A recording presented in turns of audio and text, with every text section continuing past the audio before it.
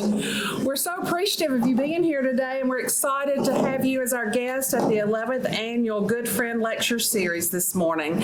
And so, again, we are just thrilled. I think you're going to enjoy our speaker today and learn about business ethics and entrepreneurship and all sorts of interesting things. So thank you again for being here. And at this time, I'm going to turn it over to Dr. Dan Gilbert for our invocation.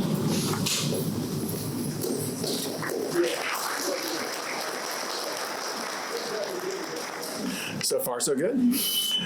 Before we have our invocation, could I impose upon you to take just a moment and double check that your cell phones are silenced out of respect to our speaker. All right, let us pray. Our Father, we are grateful for many things today. We're beneficiaries of this important lecture from Mr. Pratt.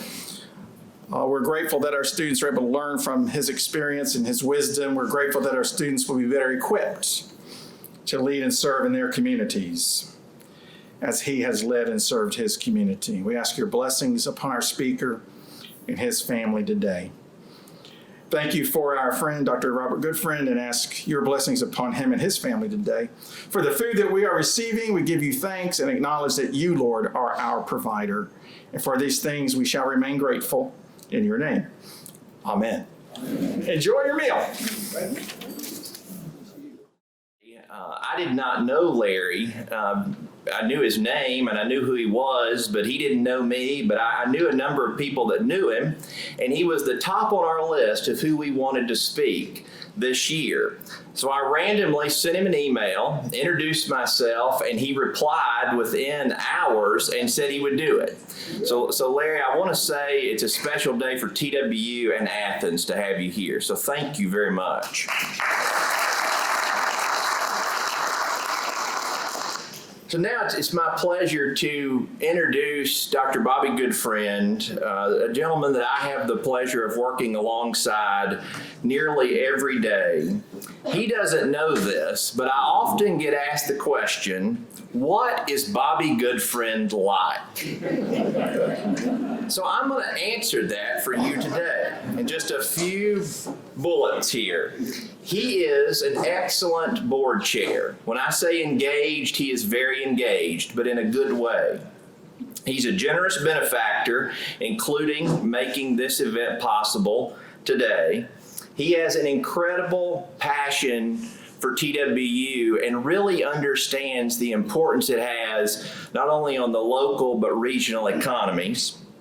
He drives TWU to be an even greater institution, which is something we work on all the time. And he really does believe in our mission, our faculty, staff, and most of all, our students.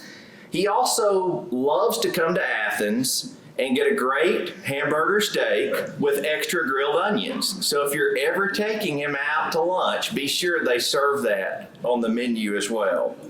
Most of all, though, he's one of our greatest champions. So, Bobby, thank you for your dedication and leadership. Please join me in welcoming Dr. Bobby Goodfriend.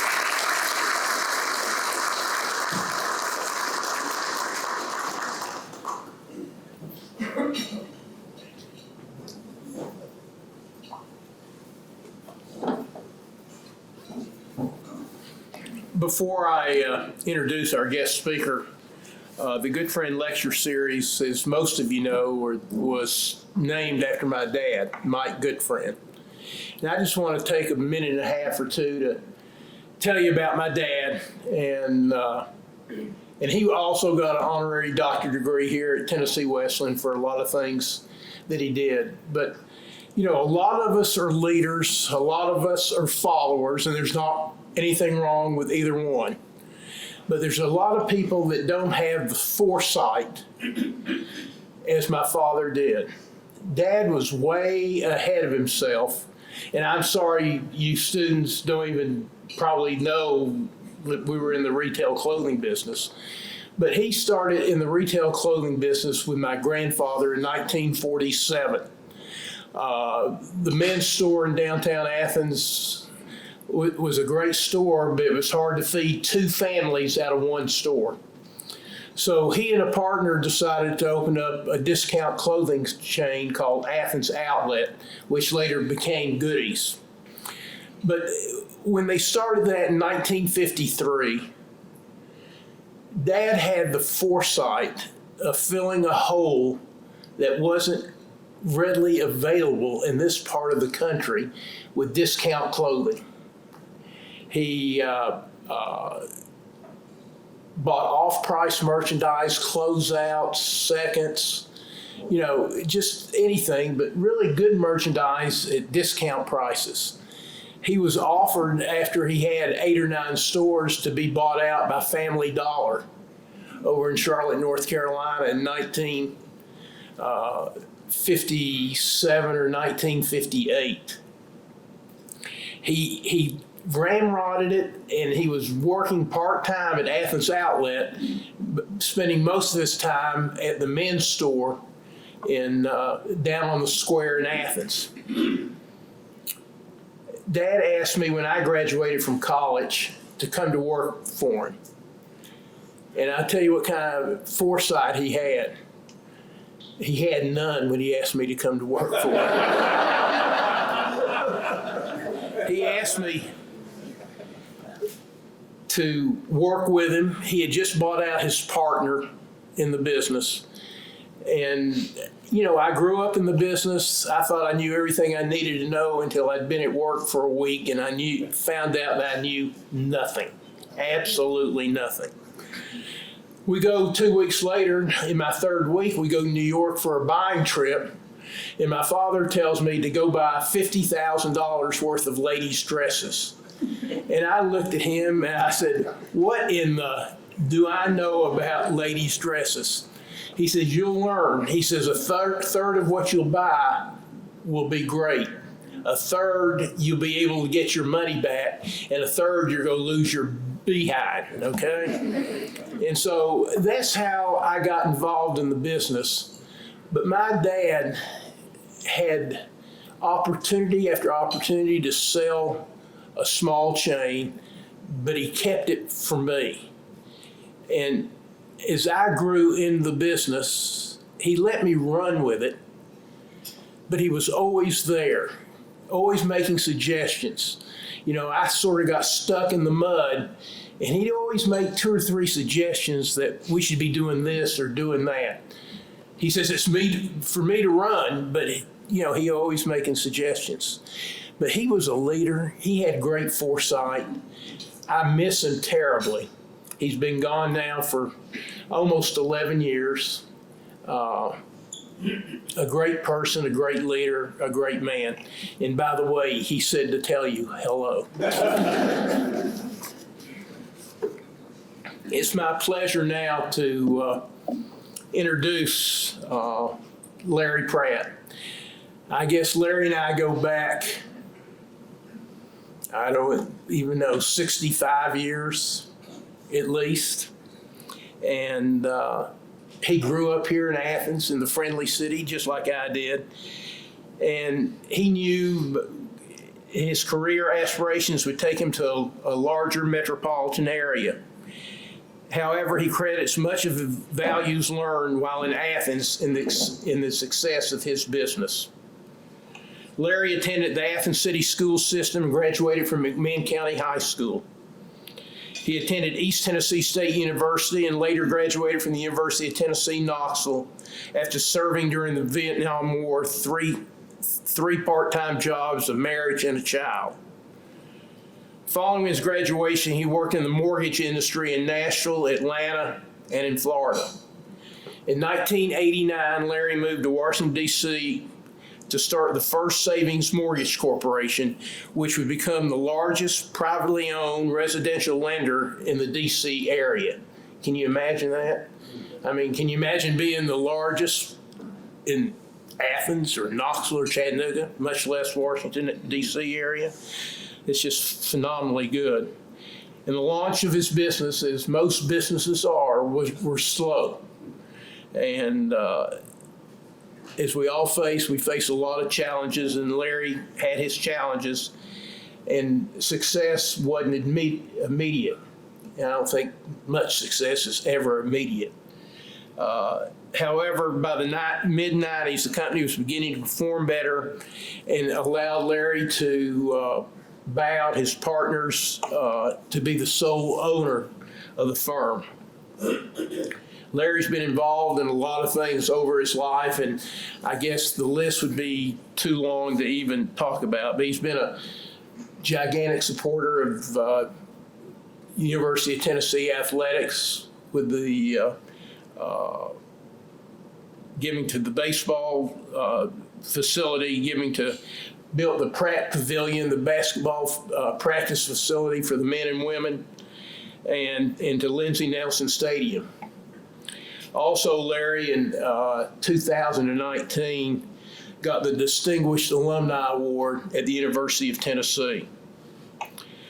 Though his journey has taken him away from Athens, he still supports local initiatives such as McMinn County Performance Center and the Harold Prof. Powers Scholarship for underserved students from McMinn County wishing to attend the University of Tennessee.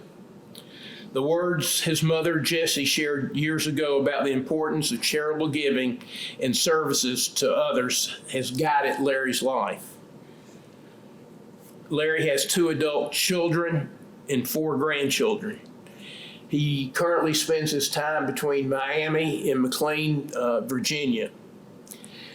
I can tell you, I am honored that Larry came back here to his hometown in Athens, Tennessee to give us a little bit about who he is, how he got there, and what he does.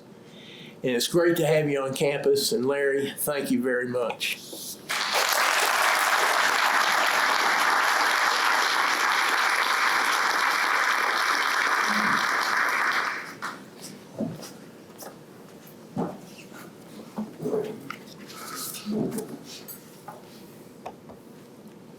Thank you, Bobby.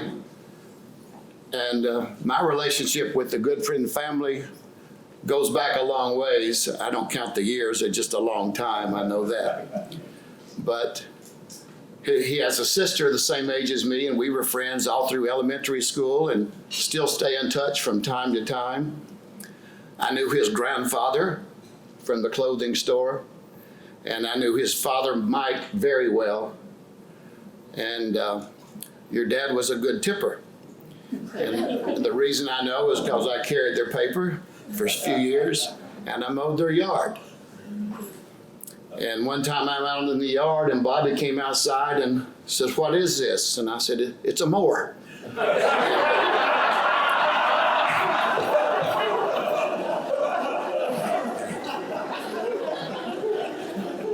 I asked him, I said, "What are all those numbers?" He said, "That's the Dow Jones average and I'm long Coca-Cola." So I knew we had the same objective. We were just on different paths. But his father also, one time, I was, I think, 7th or 8th grade, McMinn County spelling bee contest, and I came in second. Is Roscoe Morgan here? That's who beat me, but anyway. The next day, I ran into your father, Bobby, and he said, "Larry, I think they didn't pronounce that word really good for you, did they?" And I wanted to say, "You're right," but I said, "No, I just missed it." And he said, "That's the right answer." So a lot of admiration for your family. A lot of friends here today, and it's good to see you on one hand, and it's a lot of pressure on the other, because when I talk, you'll know the lies I'm going to be sharing. But it's really great to see so many of you longtime friends, and I'm really proud of the leadership here. Bob, Alan Carter, the board, what you've grown Tennessee Wesleyan. I drove around the campus today and walked a little bit. The buildings look pristine. It's got a good feel. And so to be here with the Goodfriend Lecture Series, it's an honor. Thank you.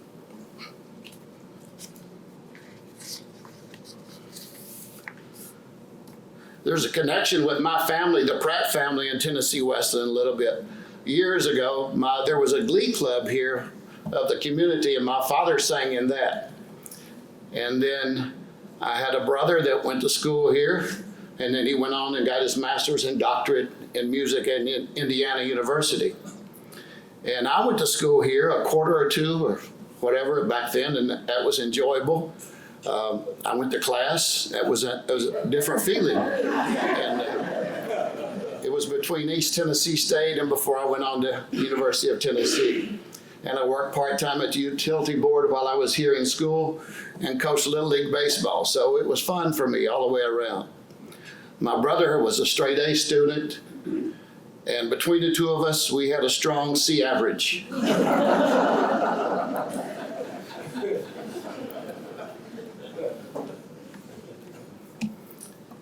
Ethics, integrity, and leadership. Ethics, we always hear these words, integrity. Sometimes we don't think about really what are the components of that. Usually if someone's unethical, we think they lack integrity. And ethics, very simply, is just doing principles of right and wrong. Doing the right thing when no one's watching, we've probably heard that. Ethics. Integrity, I'll focus more on. It's a relative, and call it a cousin of ethics. And integrity would inspire in a company leadership, unity, creative spirit, and it would be a healthy factor for any company that's successful. And I would break integrity down into 5 components: fair, honest, loyal, respectful, and truthful. And if you probably think of those you admire individually or certain corporations, they probably have those components and maybe some more, but those are the ones that come to mind for me. And those companies that we see fail so often are going to be lacking some of those. So maybe as opposed to fair, there's a bias, there's a posturing. And loyalty on one hand would be result, not being that, would be high turnover in a company, mistreatment. Honesty, misleading. Respectfulness and truthfulness, if they're absent, you would see no accountability, lack of commitments, no follow through. So those would lead to failure of a company.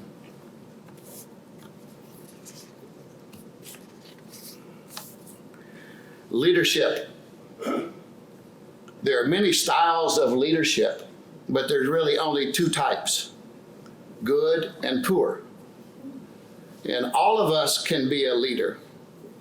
You could be a leader in your church group, in a volunteer organization. You could be a leader in your family. You don't have to be a leader in a specific field. And leaders emerge, they're not appointed. And we all can adapt our leadership styles at any point in our life.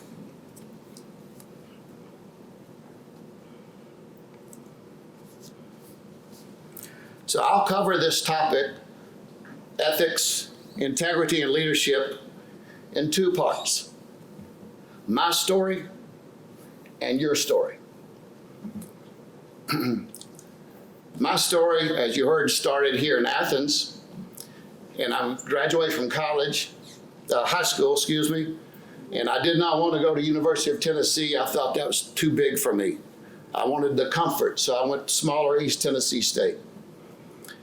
And then later I came back, after graduating Tennessee, I came back here. I wasn't sure what I was going to do, you students, by the way. I was in school, I even graduated. I didn't know what I wanted to do. I just wanted to get out.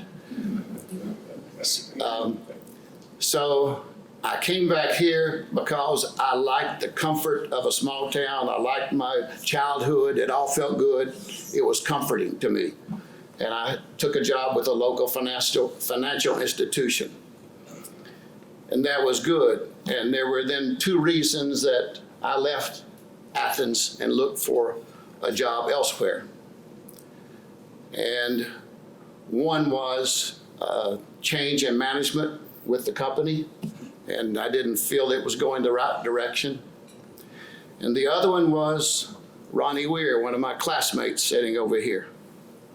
And so I was a branch manager of a local institution. And Ronnie, we graduated, he and my good buddy Lynn Beam right there, we are on the same class together. When we got out of high school, Ronnie had two objectives: retire and work at the railroad. And he didn't care about the order. So Ronnie comes to see me when I'm running the branch, and he says, "Larry, I want to buy a brand new Corvette." And I'm thinking, gosh, the guy works at the railroad. How can I say no to my friend? And I said, there's just no way he can afford this. So I said, well, fill out this paperwork. So he does it, and we do a little background check and everything. And I thought, how am I going to break this to him? I opened up and look at the file. And I said, Ronnie, you approved. Is there an opening there? I thought, he's making a multiple what I am. So I thought, I got to get out of here and find something else. Plus, I wasn't happy at the time. So I was able to get a job in Nashville, and that's where I started my mortgage career. And I started out calling on realtors and loan office and builders. So if someone bought a house, they might call our company to get a shot at the mortgage, as opposed to Citizens Bank or Bank of America or Wells Fargo, whoever. So we were just doing mortgage lending, residential. I got the job in Nashville, and I offered them a great skill set. I had no knowledge. I was intimidated, insecure, but they offered me a company car, and I thought it's a perfect marriage. So that's how I started in Nashville. And it was rough. And I was doing cold calls in a city that felt like New York to me. And I wanted to leave. And I was in an office that there were a lot of issues lacking integrity. And that was my first real interface with it, where I would ask questions and I would get the answers, but I found out sometimes they were giving me incorrect answers when I would go call on the realtors, so I wouldn't be a threat to anyone in the office. So after a couple of humiliating experiences and wanting to leave, and that didn't seem to work, I did a little self-evaluation. I thought, I need to focus on this career, and I need to find out the answers for myself. So at that point on, I started studying the guidelines and being responsible for my own answers. So that adverse feeling turned out to be a positive for me. Later, I got a job offer to open a branch for First Tennessee Bank in Nashville. Then later, we opened Chattanooga and Knoxville. And that job was the opposite. It was good. The smartest man I ever worked for was my manager out of Memphis. And he would strategize with me on how to do employee raises and to be equitable and fair to different employees. And he said, we want to send you to school. So I went one summer to Stanford, one summer to Notre Dame, and one summer to Northwestern. So the 3 years, I got the School of Mortgage Banking graduate for that. So I learned about furthering your education and making those around you more talented. So that worked out well. I was pleased with that, and everything was going good until the interest rates in 1981 hit 18%. So you think they're high right now at 7, that goes into 18 several times. When you're on commission, I was making 18% loans, and I was making about $18. So I thought, this doesn't work. So, but through my association with some of our customers, I was told there was an opening in Atlanta. So I was able to get a job in Atlanta with a company, and it was probably the best company I ever worked for. It was the most talented group of people I had ever been around. They were nationwide private mortgage insurance company. So we would insure high loan-to-value loans, people putting only 5 or 10% down. So they gave me a jurisdiction of 11 states, Maryland through Florida, calling on other lenders, trying to get their business for that type of loans. So that helped me learn other operating models from different companies. And I could see some companies that were run very well, Some are very poorly run. So it was great. I could see people with ethics and good integrity and just the opposite. So it was a great learning experience for me, and also covering different regions. So that worked well for a couple of years. And then I had an offer by a mortgage lender in Florida to go to work for them. And I started out being over 11 offices in Florida, back on the lending side. Then we opened Atlanta, Georgia. Then they said, we want offices across the country. Opened San Diego, Los Angeles, 3 offices, Houston, Dallas, 6 offices in the DC area. So all of a sudden, in just a few years, it was a lot different than Athens, Tennessee. So a lot of mistakes, but a lot of learning. And the exposure was really good, and it was helping my confidence as well. That job was the worst manager I ever had. So when I took it, my main office was in Tampa, but I was on the road all the time. But the corporate office was in Miami. And I was getting a company car with this one. And they pulled up a company car, and I won't tell you the brand, but it looked like somebody just painted it themselves. And I thought, I'm not driving that anywhere. And I go down to Miami, and I sit there, and I said, I want to see Mr. Leali. He's dead now, so I'll see Mr. Leali. You have an appointment, doesn't matter. No, I'm waiting. And I go in there, and I said, you promised me a company car. Everybody else has BMWs. This car, they told me, came from the maintenance department. If this is the way it's going to be, I can't work here for you. And that was my first 30 days. So I wound up with a BMW. It wasn't the point of the car. It was that he breached an agreement. So right off the bat, I felt like I need to establish myself. This is not the way we're going to work. And I knew then, and I knew within the first 90 days, it was a bad career move with what I felt the company was. But back then, maybe even now, I did not want to change job within a year, because I thought if I was interviewing with someone else, they would think, wait a minute, so what's wrong with you? You couldn't keep a job for 12 months. So I wound up keeping the job for 2 years, and it worked out great in the long run. He at least took me to 2 Super Bowls, so that was a good thing. But I had no respect for him at all. He would deal with intimidation. He would degrade employees. We would have a sales meeting where we would have people flying from West Coast, East Coast, all over. He always ran the meeting. He didn't want any input. And whoever the least performer was at that point in time, he would always give a little toilet bowl. So we didn't even recognize our top people. We humiliated our lowest people. And I remember how I felt hearing that, and how my other people, that some of them I had hired, other people, how they felt when they were humiliated.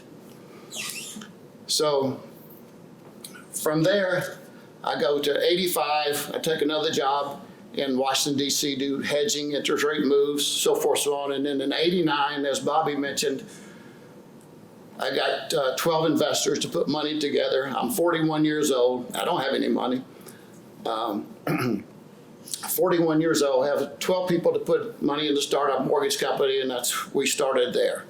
And it was tough. But a lot of my background helped me. Fortunately, those different jobs I had learned different aspects of mortgage lending. So then when I was staffing, I would hire people, and I didn't have to hire someone for every area because I felt like I had sufficient knowledge.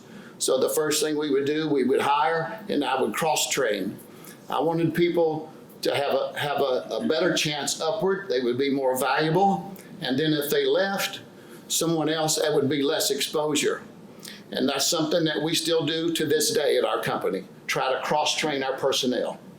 The other thing you gain from that is you can make someone, if it's the right person, they become more challenged because they have more than just one primary area. Then you can also compensate them more. And then they're less apt to leave, because if someone else approaches them and say, come work in this area at our firm, well, maybe they're saying, whoa, I cover this many areas with my current job. I might be not challenged enough or stimulated enough. So you can breed loyalty that way. People can earn greater compensation, and I think it's healthier. That's just been one of our styles.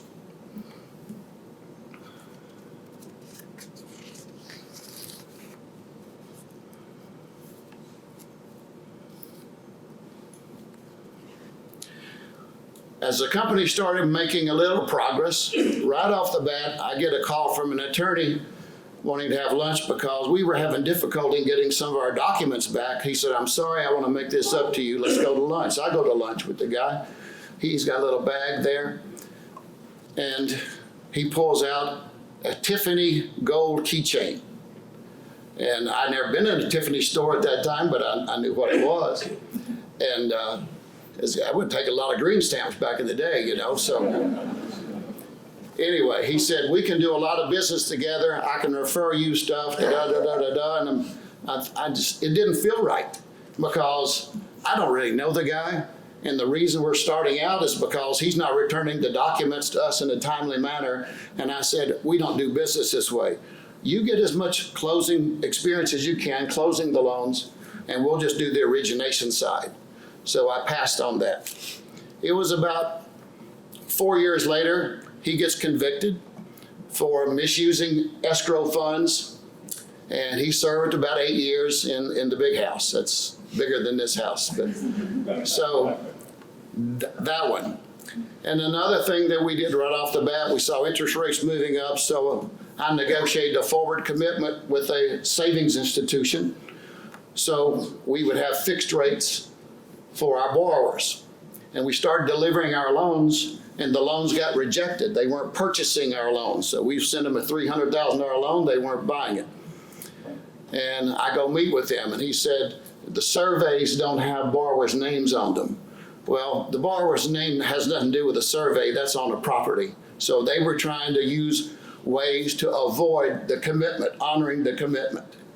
And I said, listen, where I grew up, the word is your bond, and we even have a written commitment with you, and you're not honoring it. He said, sue me. So we did. But it was another lesson. I couldn't believe it. It was about 6 years later, and his savings and loan went under, and never heard any more from him. Ethics, integrity.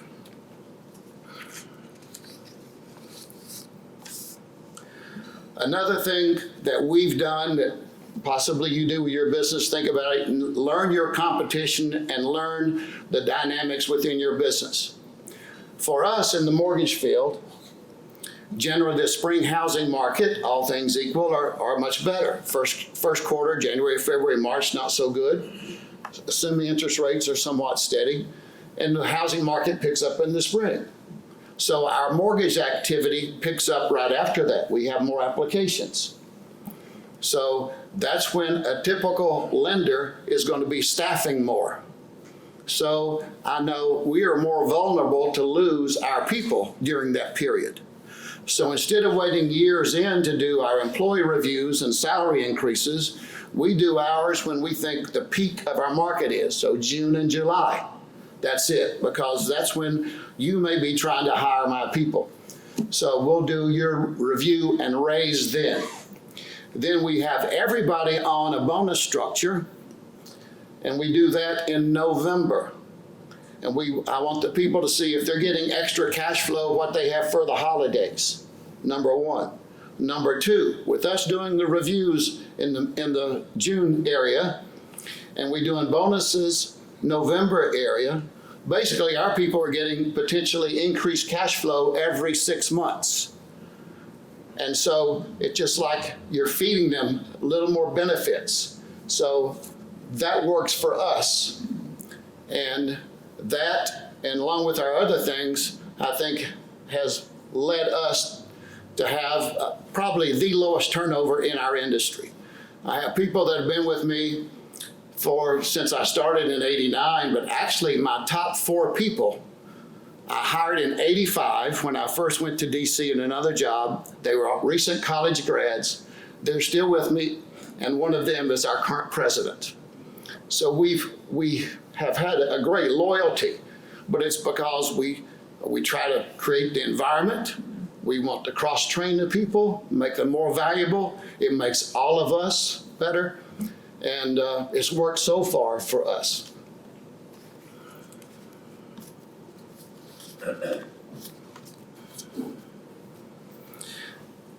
And so everything is not, a bed of roses. So I will tell you the one little thing that always has bothered me is terminating someone, because sometimes it just doesn't work. You just got a bad egg. You've got to get them off the train, get them off the bus. You want to be fair with the employee, but sometimes it just doesn't work. And I would agonize when I would have to let someone go. And then it was several years before I ever realized, wait a minute. It's not me, it's their performance. So then when I would call them in, I'd say, we look at your job performance and it doesn't fit any job description that we have. So I made it about them, not about me or us. And that's taken a lot of pressure off. Now, thankfully, we don't have to do that much. But there's something, if you feel like you've been fair and instead of you agonizing, everybody can be salvaged. But that's possibly one way for you to look at it, to take some pressure off, because it's their performance, it's not yours.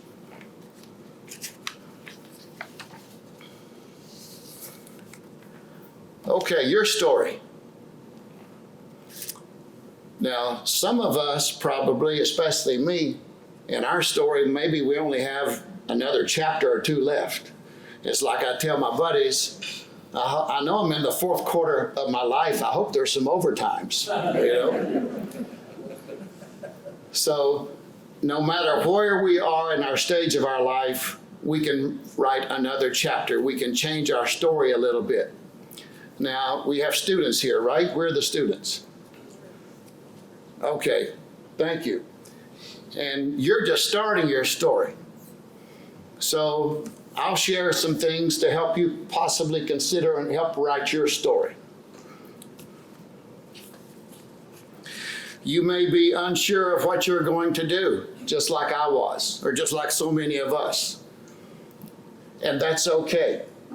But the key that you must do, now I'll say this for all of us, you've got to find your passion. Whatever it is that really drives you. Don't look for the money, look for the passion. And passion can be volunteer work. Hopefully it would be your main career. And your passion can change. I've got 2 ex-wives, I can tell you.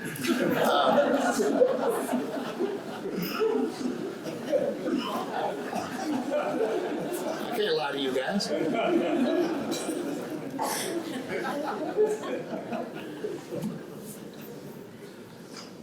Another thing you've got to do is find mentors. You've got to find mentors at any stage to help you get guidance, to give you direction even when you're not with them. The most important mentor I ever had was from here, Harold Prof Powers. Yeah. So I learned accountability, respectability, how he would use humor, what all he did for the community. He was an innovator. Camp Utani Nochi, no one had that. He did a Learn to Swim program all over the city. We had segregation back then. Learn to Swim was for everybody. That was Prof's initiative. So that's my biggest mentor, right, Ben? And yours. I had another mentor, a smaller interface with, but what I learned from him, watching him, he would go around and talk to the different employees. It wasn't just, how are you today? It would be, how's the family? How are your children? How are they doing in school? So we really connected with our people. And I noticed how people liked that. So that personal touch really means something. You can learn it at any age. You can do it with your classmates. And those are habits you pick up and learn, and they'll be so valuable to you. we can learn from bad antics and bad managers. And you've probably been in situations that you felt uncomfortable or you saw someone else get mistreated. Then salt that away and make sure when you're a manager, you don't do that. So like the worst manager I ever had, the intimidation, the ridicule, I learned not to do that. I saw how painful it was for employees, for people doing a good job. So I try to learn from that. So you try to learn from the good and the bad. A self-evaluation at any point in your life. A student today, 5 years from now in a career. What are things you are good at? What are things you are comfortable at? Everybody is not the same. We are all not the same leaders. There's things that maybe you don't do as well, so somebody else in your organization does, and they can compliment you. So you don't have to try to get all the credit. The team, you'll get credit if the team gets credit. And many times, a lot of us don't want to get out of our comfort zone. And that was me. But maybe you don't want to sit on the front row of class. Well, just go up there or get closer and get a little closer so you widen your comfort zone. And the thing that you have your ability, you students today, and even the rest of us, you can learn at such a quicker pace. We've changed our training methods in our company because you can Google everything. If you've got a date tonight and you don't know what to wear, you can Google and find out. If you're going to a dinner and you're going to eat lobster and you've never had it before, you can Google and find out. I had to pay a waitress in Nashville one time to show me how to eat it. So you can learn at a quicker pace. In our business, you can learn a deed of trust, a warranty deed, a quitclaim deed. You can learn all these things online like that. So we've accelerated our training because we'll say, tomorrow we're going to discuss this. So you can Google in a few minutes and we're already ahead. When you're running your company and your leadership groups, whether it's a classroom project or whatever, set a time and set a short time. When we do our meetings at our company, and I don't like meetings, we do them, they'll be 30 minutes. I never like to have Monday morning sales meetings. Then you get into the fact of having Monday meetings. And a lot of times we've all been in meetings, and is it really good for the attendees, or is it really just for the ego gratification of the leader? And a business culture is made that way many times because the president or whatever, he'll have his cabinet and have several meetings. So someone gets promoted to a vice president. Well, they think that's the way they've got to do. They have meetings. So you just start having meetings. And so I would challenge you, if you have a next meeting and you say it's whatever time you have, cut it at least by a third or a half. Then also give out your agenda ahead of time so the people come in prepared. And you say, okay, Cynthia, what is your decision on that project? What did you come up with? Then if there's issues, you can discuss it. But you've got to make it worthwhile moving.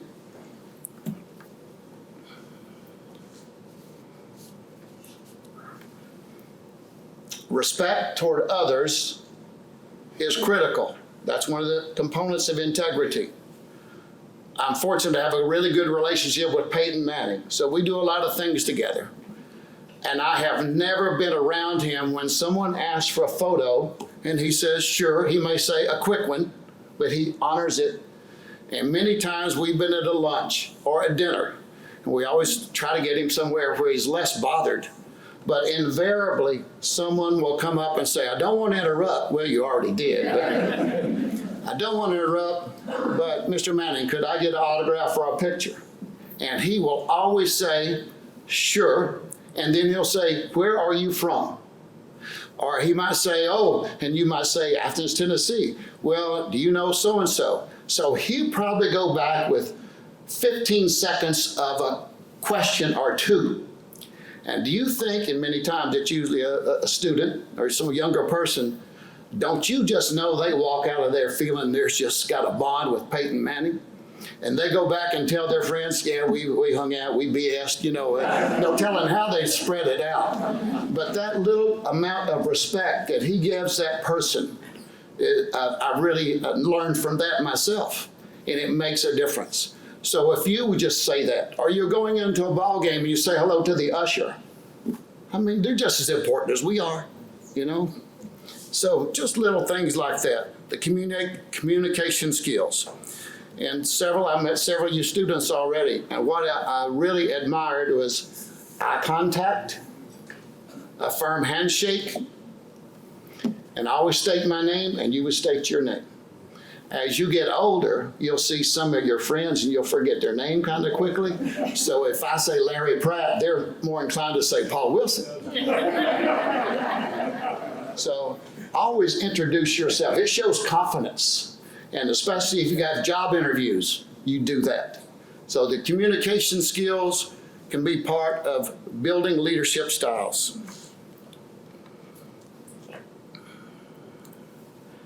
The biggest mistake I guess I've always made, and hopefully I've eliminated it, is when I would overreact too quickly. So when we had our company, First Savings, I wanted to show that, listen, we're not a bureaucratic organization. We'll give you quick answers. We'll be responsive. We don't have to wait for once a month like a Wells Fargo or somebody. But in that, I made mistakes many times when I would hear something from one employee or another, and I would make a decision without getting all the facts or without hearing from maybe another person. So then, invariably, what we do now, if someone comes in and they says, Peggy did this or whatever, and I both of them come in together. And one, that seems to a lot of the issues disappear, but two, you're getting both sides at one time. So I learned, and I adapted the term cobra. So now I remind myself to do the cobra. You know, a cobra snake will just lay there and it'll wait. And maybe it dances to the music, but it gets the information and then it strikes. So now I learned to be, maybe one night of sleep makes a big difference. I'm not procrastinating. I'm just being a little more patient, trying to get more information and get some of the venom or the emotion out of my body. So the cobra, maybe that works for you. So we've covered ethics, integrity, and leadership. Those components, fair, honest, loyal, respectful, truthfulness. And if you don't follow integrity and ethics, you could have some successes, but they will be short-lived. But I'll tell you, if you follow with integrity and ethics, you'll have a successful life. And then you could have the wildest dreams. And you might even exceed them. I know, because it happened to me. Thank you for your time. Thank you for your attention.